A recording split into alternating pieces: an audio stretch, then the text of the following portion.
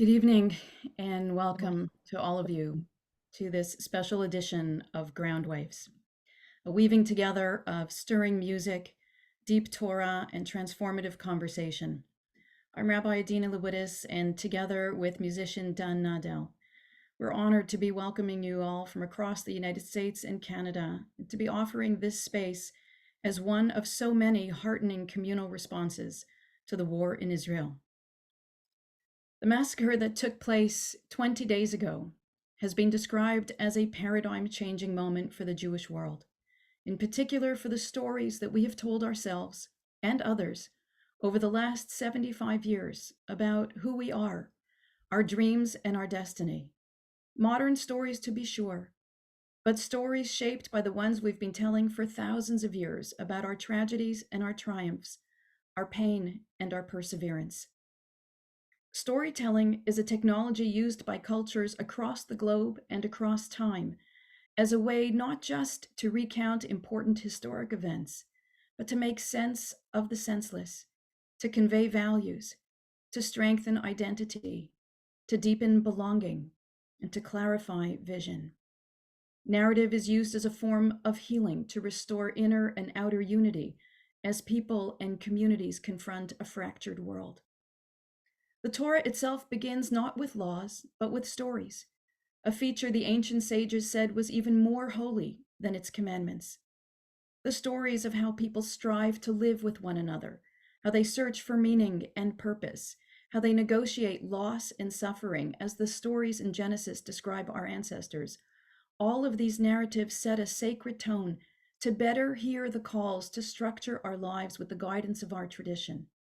In that way, narrative can teach us what to do, but it can also teach us who we are. The late Rabbi Jonathan Sacks, Zichrono Livracha, noted that memory is encoded in the stories we tell. Without narrative, there is no memory. And without memory, we have no identity. The most powerful link between the generations is the tale of those who came before us, a tale that becomes ours and that we hand on as a sacred heritage to those who will come after us. A story told across the generations is the gift of an identity. And when you know who you are and why, he said, you can navigate the wilderness of time with courage and confidence. We are reeling from the devastating, monstrous assault on our people, our sense of safety, and the coherence of our vision for the state of Israel.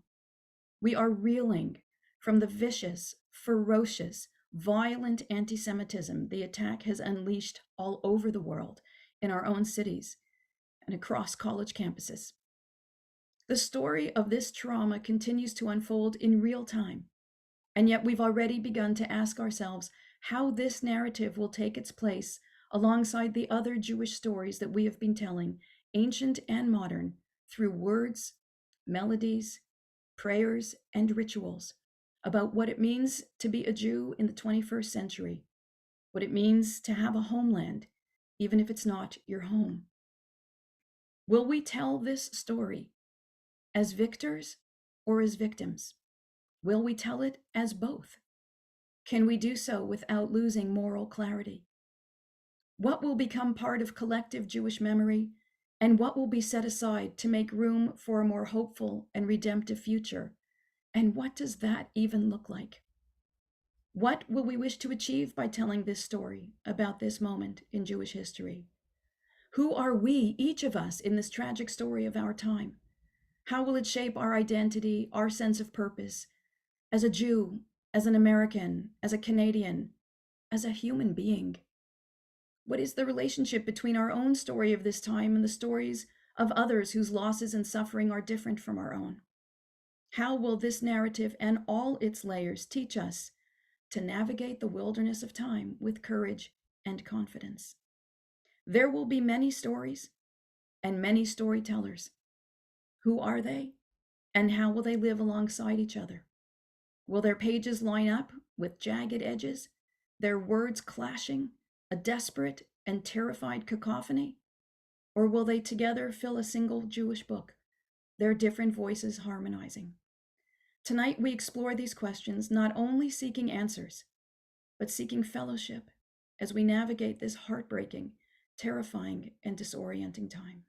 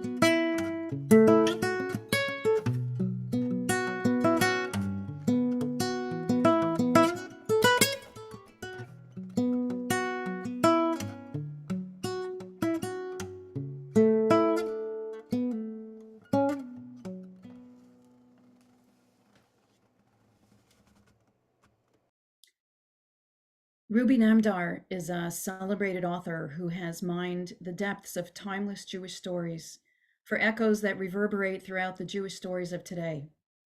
He was born and raised in Jerusalem to a family of Iranian Jewish heritage.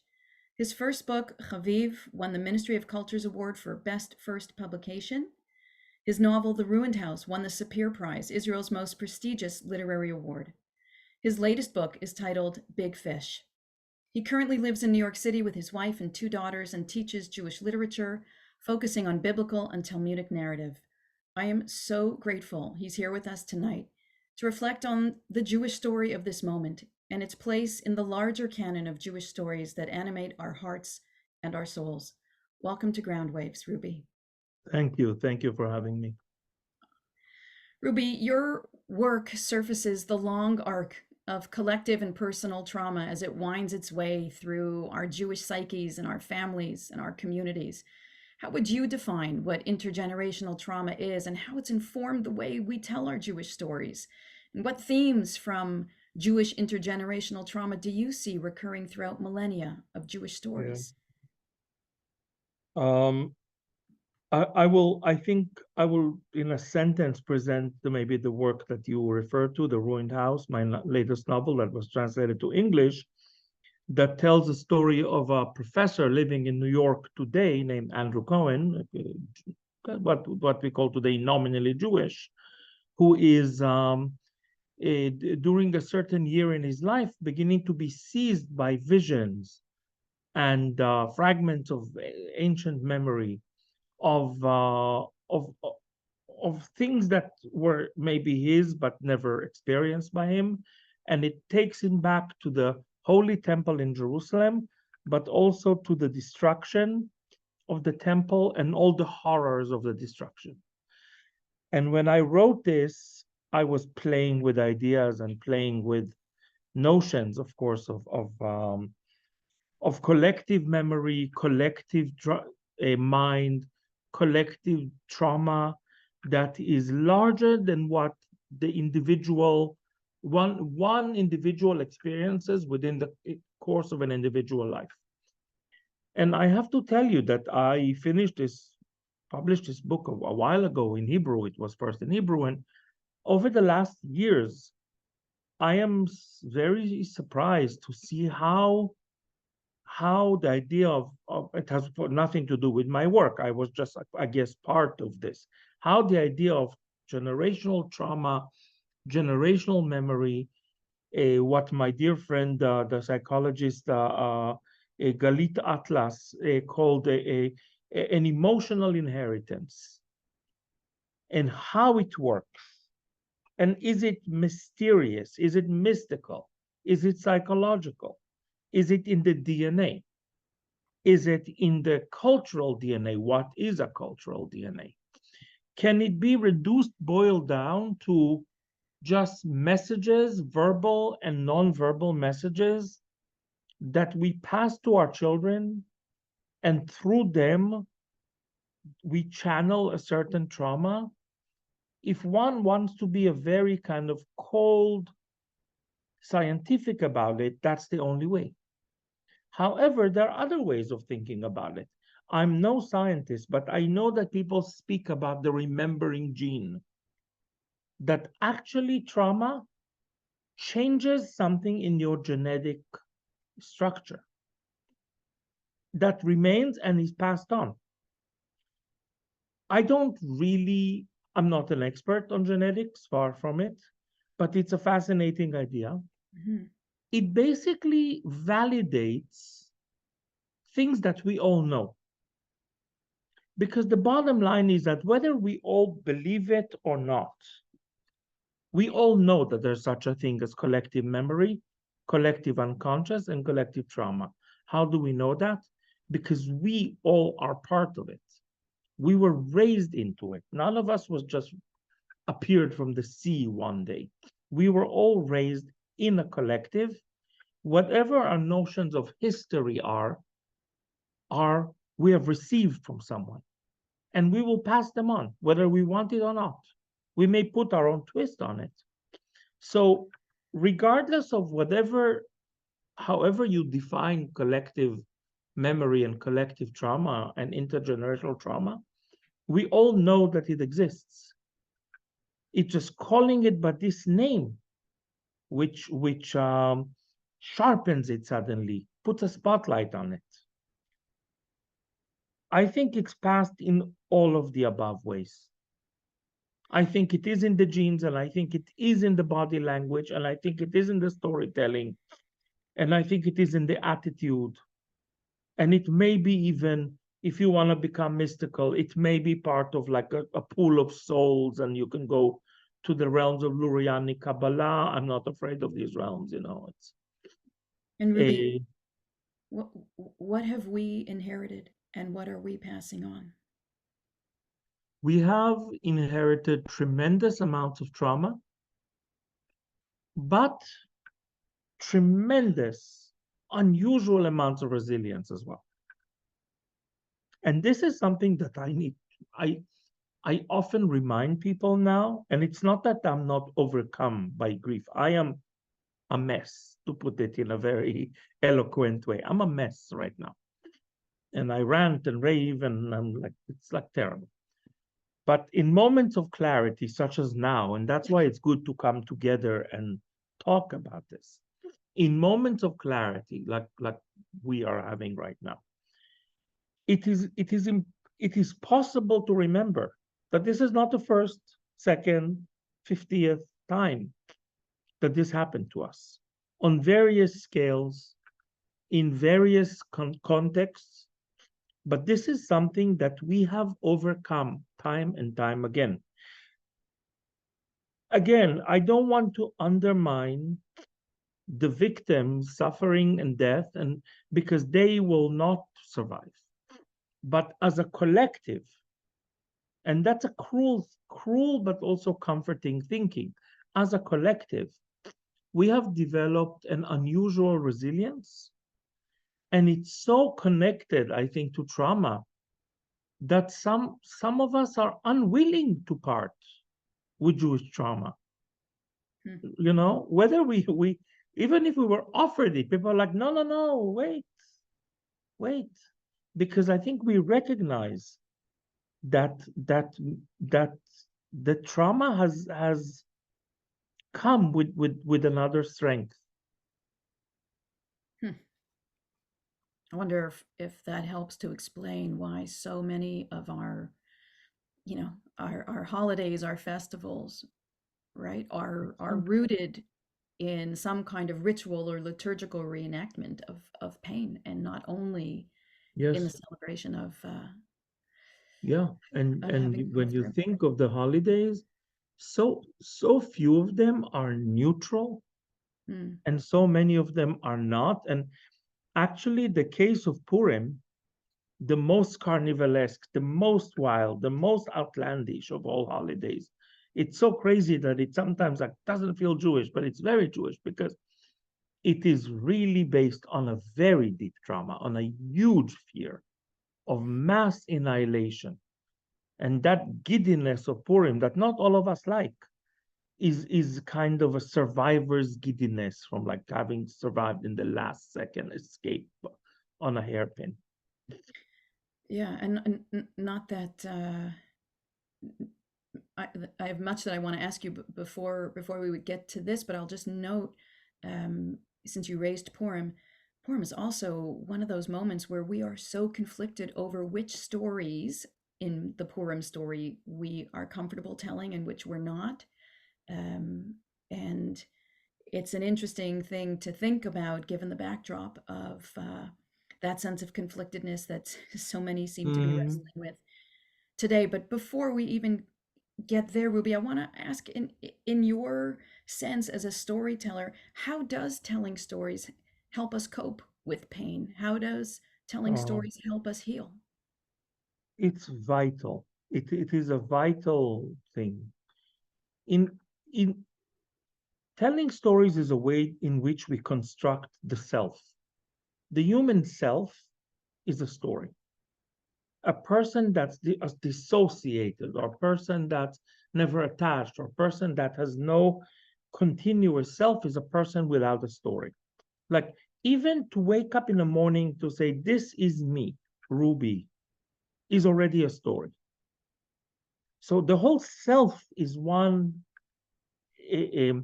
continuous, stubborn narrative that's being recreated every day, connecting the present to the past, and maybe enabling us to imagine a future.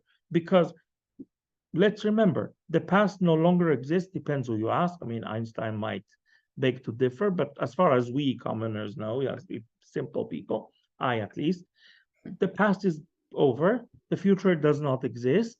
There's a story that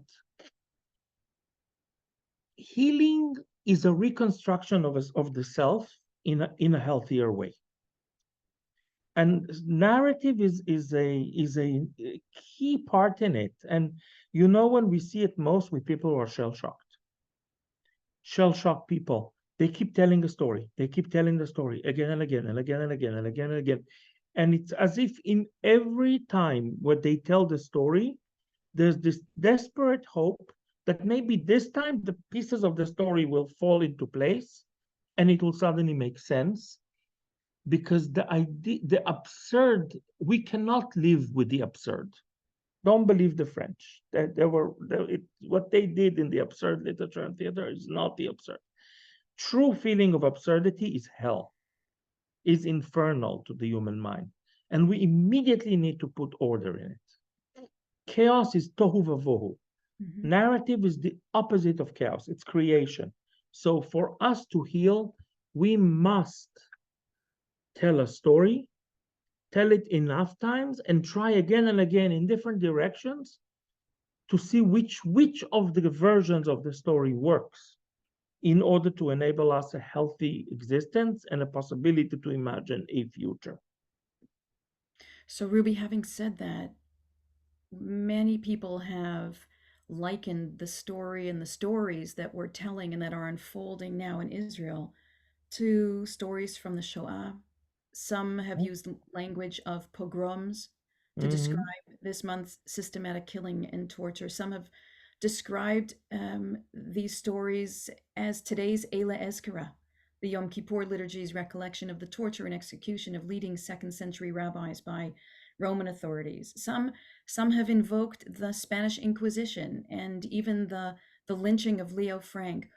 What echoes do you hear today of past traumas, and what can we learn from them? Are they helpful, these echoes? Is there anything different about the story that we are trying to tell about what happened on October 7th Mm-hmm. in Israel and in the weeks since?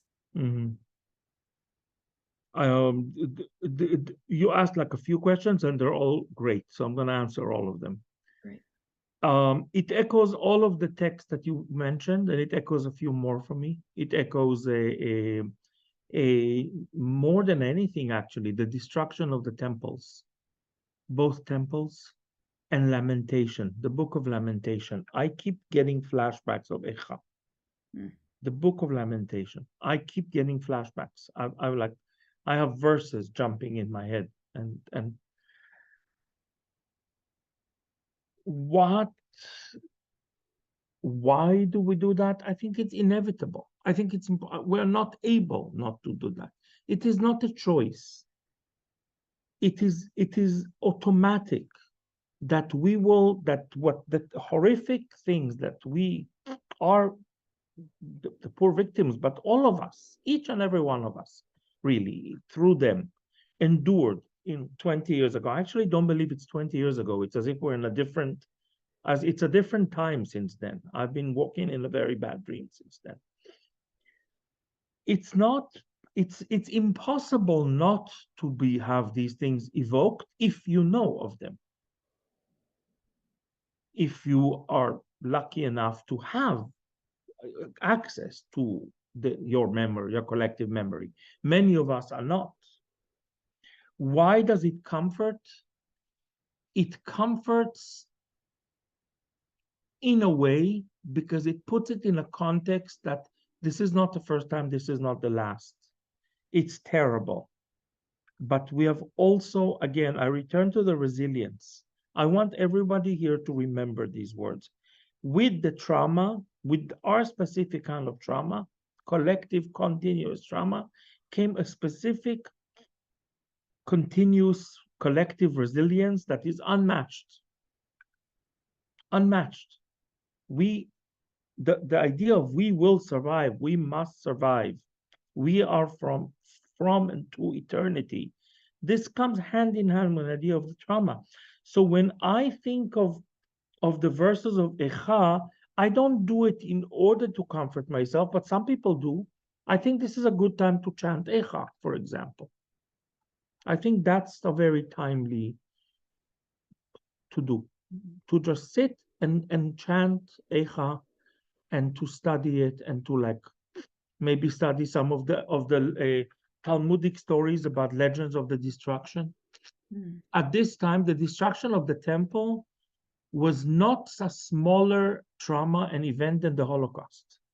It just passed. Some time passed, so we remember recent traumas more. The expulsion from Spain was a Holocaust. There were others. There were other Holocausts.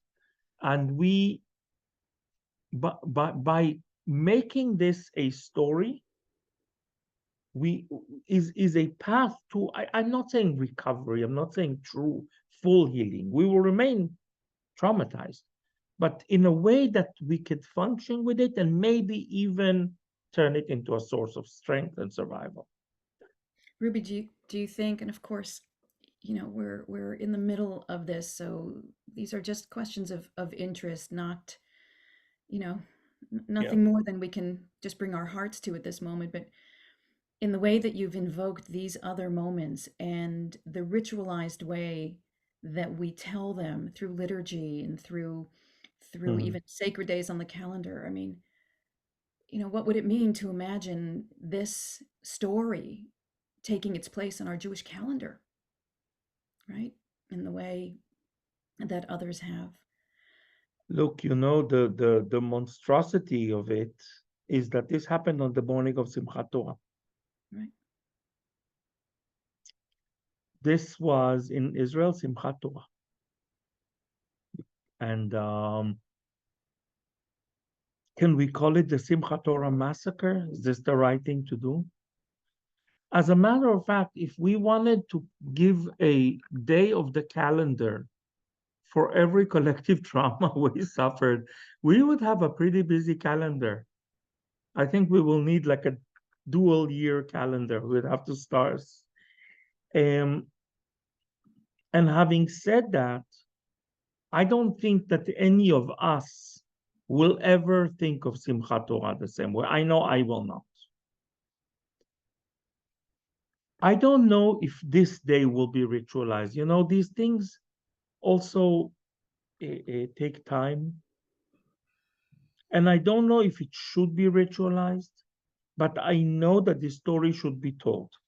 And it should be told in a way that keeps it fresh, as a fresh wound at times, not try to coat over it with beautiful words and abstract art and all kinds of eloquent but vague speeches, like we have often gotten used to people addressing past trauma, the Holocaust, which is kind of an aesthetic. It anesthetizes you. It Mm. actually covers the trauma but doesn't heal it. On the other hand, to keep digging and digging into trying to imagine what went on within these small houses of the kibbutz, I see your face.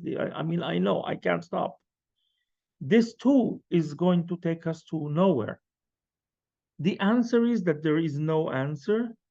We we need to remember, but we need to remember in a way that will also enable us to live, love, laugh at some day. I can't imagine it right now, but remember, return to this resilience.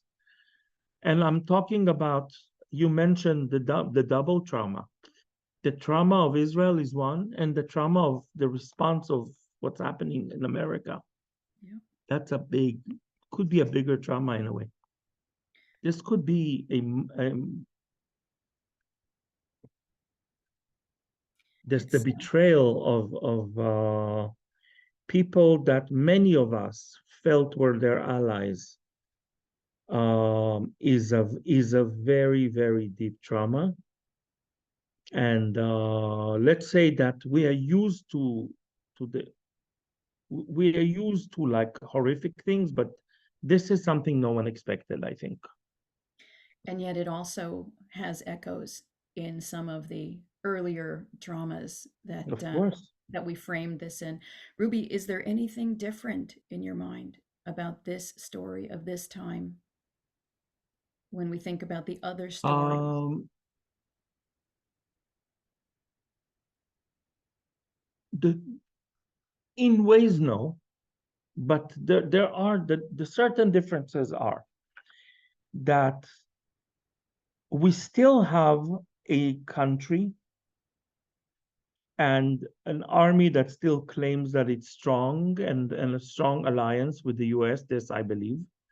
So right now, it seems like the size of the trauma is not going to be like, you know, like the great pogroms where people really had nothing.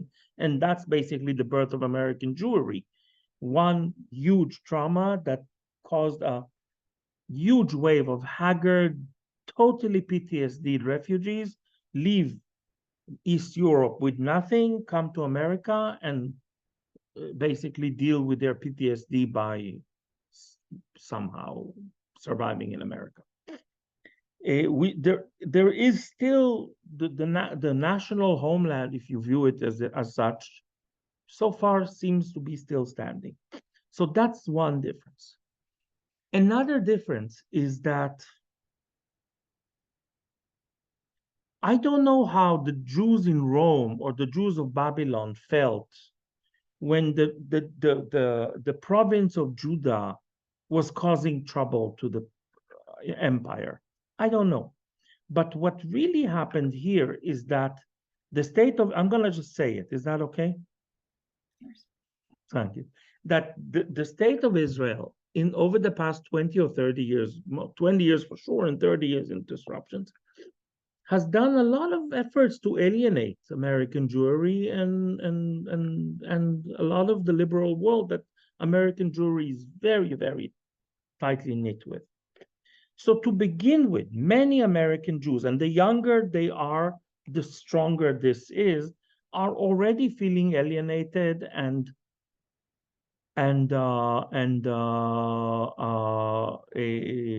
angry, ashamed of what's happening in Israel. For better, for you could judge this, we could that's a whole different discussion, but it's a fact. And this is something that I think is unprecedented, or at least I cannot find a that that the way it hit American Jewry now, not the way it hit Israel so much, but the way it hit American Jewry, is it caught American Jewry in its crisis, Mm. where the youth, the American Jewish youth, in large parts, the more educated, the more sophisticated, those who go to the fancier universities, are already detaching themselves from Israel, from Jewishness in some ways, from definitely from their parents' Jewishness. And then comes this trauma, catches everyone, opens this even further.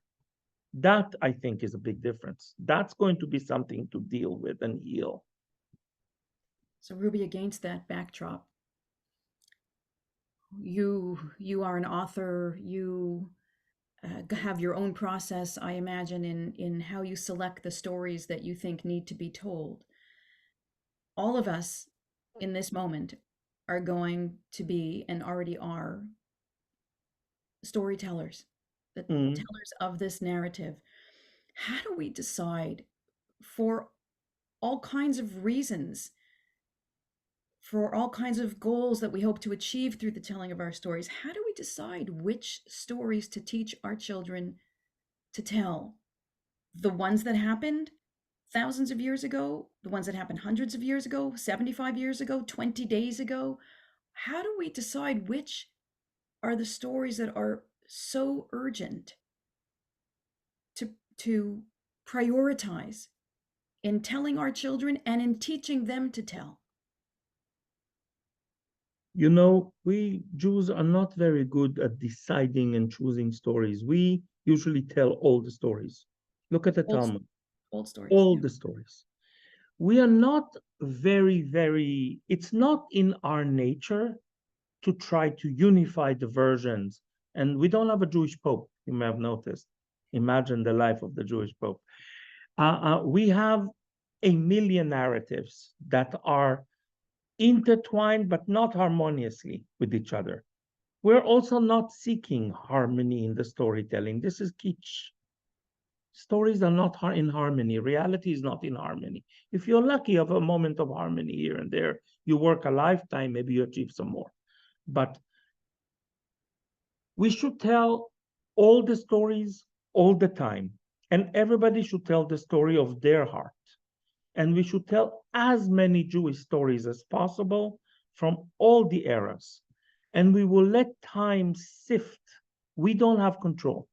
And it is not our way to unify the stories and to come up with a. Even when you read the Talmud and you see the arguments over what books entered the canon of the Bible, you see that there's always this, like we tell a lot of stories all the time. We're not afraid of contradiction. We're not afraid of bad stories. You mentioned the story of Purim. There's nothing in the story of Purim that I feel should not be told. All of it should be told. And then everybody is free to make meaning of it as they will. Something is hard for you, good, let's talk. I think we should tell as many Jewish stories as possible. Basically, and I know this is going to sound romantic, I believe that they're one, these stories. For our listeners who may be less familiar, the part of the story of Purim that Ruby and I have been talking about is towards the end of the Megillah, where the Jews turn on their would-be oppressors and defend Murderers. themselves and their, yes, thank you, their would-be murderers, and in turn end up in a, you know, in a bloody war and killing many um, of you know. Yeah, I'm not intimidated by this. I think that's So history. so Ruby, let me ask you this, and I know your time is precious. Um, given given what so many of us are struggling with right now, in seeing the way our stories are being told in ways that are so deeply discomforting to us by others. How Mm. do you guide us to deal with when we feel we've lost control of our stories to others who are telling them as dangerously simplified and ugly tales, and through their own storytelling are fomenting vicious and violent hatred towards our people? I mean, it's one thing to make peace between combatants, but is there a way to make peace between warring storytellers? I think that all storytellers are warring, but we sometimes hide it well. And we also sometimes enjoy this banter. But what you're describing is a real war. And I think that I'm wondering if you mean the storytellers from our right or from the hostile left around us or everywhere.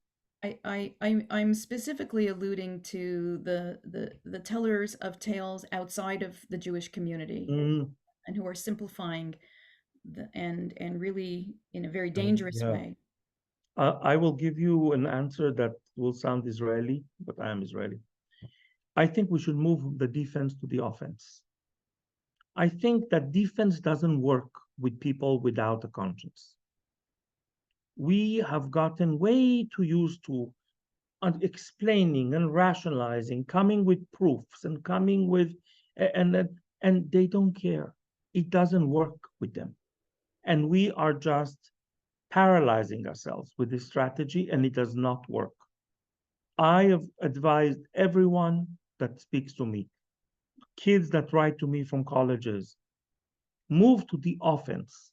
expose the people who spread these stories, expose the lies, go after them, become become a warrior. Don't sit there in defense waiting for some responsible adult to come, hear you, and tell them, stop, you're wrong, because this adult will not arrive. These people will not stop. These people will not stop. They will lie. They will create fake news. Right now, there's already a big machine of denying the whole. I just got something from the New York Times. Check out what happened in Instagram of the New York Times. There's a deep machine that is going to eventually cause a denial of this whole event. We must move to the offense. The same way, by the way, that in the Islamic world to the day, it is commonplace that the September 11 events are a deed of the Mossad because the propaganda machine worked. They all believe it. Nice people, good people. They just this is the narrative that won. They all believe it's history for them. This was the Mossad. The Jews did it. Of course, everybody knows. These could be very nice people. They just were told and they believe. Move to the offense. It's against the grain of the way that American Jews have constructed themselves. Hence our little argument about Purim story. Move to the offense. That's my advice. Ruby, I can't thank you enough for spending time with us tonight and with the task ahead for all of us to become storytellers of this moment to ourselves, to our children, to our grandchildren, to our friends, our colleagues, our neighbors, our elected officials. It's been very powerful to talk with you. You, as a scholar of Jewish narratives, a master storyteller yourself, an Israeli, a Jew, a thoughtful and empathic human being, you have reminded us that we come from stories, that we should be unafraid of our stories. You've just given us a great call to action in the power that we have through the telling of stories, not only for our own healing, but for the work that the world needs in terms of setting the record straight and Yes. setting it straight with pride and with forcefulness. So, Ruby, I hope and pray that you and your family and your loved ones stay safe. Thank And you. thank Thank you you for very all much. of the wisdom that you're sharing with us and with so many others in this critical moment. Thank you. I'm going to say good night now. I want to thank you all again. And we shall survive, but it's going to be hard, but we have each other. Thank Amen. you. Thank you, Ruby. Thank you again. Done.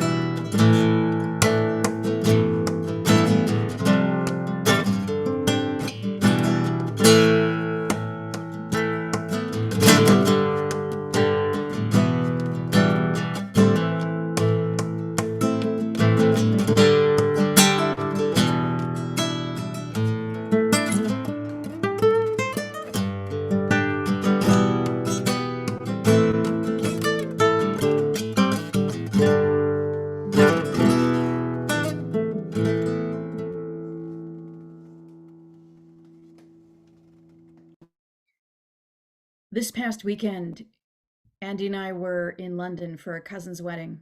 We had no desire to travel, but this was about family. It was about a celebration of life, which is especially important right now.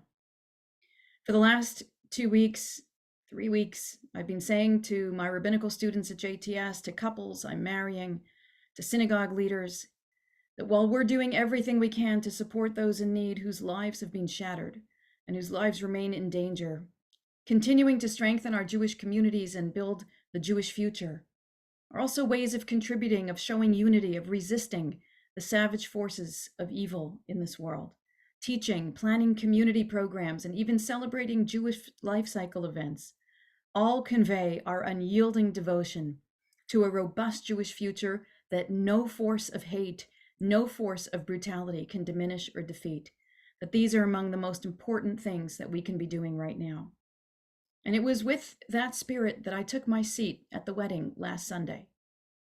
And yet I was completely unprepared for how the ceremony would affect me.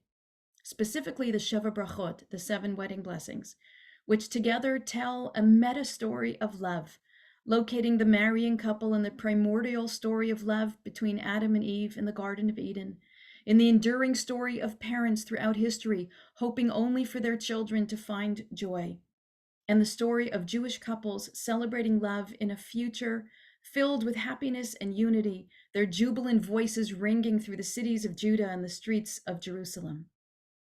The 5th blessing reads as follows: Sos tasis v'tagel ha'akara, b'kibutz baneha l'tocha b'simcha, baruch atah Adonai, mesameach Tzion b'vaneha. May the barren one rejoice greatly and delight in the joyful ingathering of her children. Blessed are you who causes Zion to rejoice with her children. Commentators have understood the phrase the barren one to refer to Jerusalem and even to the entire Jewish people. The blessing speaks to Jewish survival, to the power of our people to overcome tragedy and loss, only to see our children, our future, once again thrive in defiance of those who would seek to destroy us, in defiance of those who would sometimes succeed. Zion, imagined as a mother, is pictured here in her grief and promised a return to joy. This is a blessing that is recited at every Jewish marriage. And last Sunday, the words hit me so hard because on that day, they weren't symbols or metaphors. They were not figures of speech. They were not illusions. They described real mothers and fathers of today, bereft of their Jewish children, who were brutally murdered just 2 weeks earlier, along with Jewish parents themselves, murdered in front of their children, families decimated. I fought back my tears as my heart ached, but I could not suppress my awe at the same time at a tradition that folds the tales of our suffering even into the stories of our rejoicing, reminding us that the two are forever intertwined, as Ruby was trying to tell us tonight. Their connection not only retells moments of Jewish resilience in the face of endless assaults on our people, their connection also shows us a way forward. Listen to the words of author Dara Horn from her recent piece in the New York Times. She writes, "What defines Jewish life is not history's litany of horror, but the Jewish people's creative resilience in the face of it. In the wake of many catastrophes over millennia, we have wrestled with God and one another, reinvented our traditions, revived our language, rebuilt our communities, and found new meanings in our old stories of freedom and responsibility, each story animated by the improbable, but unwavering belief that people can change." She concludes by reminding us that it was on the very day of the massacre that Israel was marking the festival of Simchat Torah, when we read the very end of the Torah and immediately circle back to its beginning, where, as I mentioned earlier, the biblical text opens with our foundational stories, the most crucial one of which teaches us that every human being is made in the image of the divine. And with that, all of our stories begin once again. And with that, even our harrowing story of this moment begins again. As we start to make our way out of this precious space that we've gathered in tonight, I invite you to take the language of our other continuously repeated Jewish stories, those of our courageous spirit, our devotion to one another and to the world around us, and our unyielding faith in the Jewish future, and let them help us narrate ourselves through this time. Chizku v'imtzu, be strong and be courageous. V'charta b'chayim, choose life. In closing, we pray for the murdered, the bereaved, and the injured. We pray for the release of the hostages. We pray for the safety of our soldiers defending the state of Israel, defending Jews everywhere, defending the right of all people to live free from hatred and violence. We pray for the innocent lives caught in this tragic yet urgent battle for justice, for human dignity, and for freedom. We pray relentlessly for a restored path to peace. I want to thank Ruby Namdar once again for his time, his wise words, his tales, and his courageous inspiration. And as always, Dunn, thank you for holding us with your beautiful, beautiful music. And thank you to all of you for joining together with us and for joining with one another. We're going to close with Hatikva. I invite you to rise where you are and to sing while muted, but nonetheless join in our resounding and endless prayer for hope.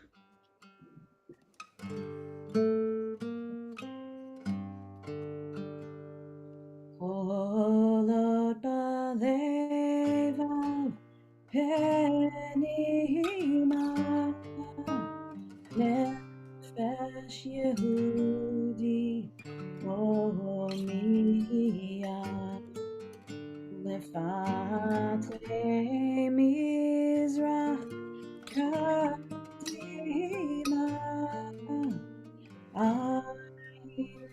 Zion Sophia Olavta Tikvateinu Hatikva Bat Shnat Alpayim Liotam Choshi Be'artzeinu Eretz Zion Yerushalayim Liotam Choshi Be'artzeinu Eretz Zion Yerushalayim. Laila Tov, everyone. Stay safe, stay strong. We'll see you again soon.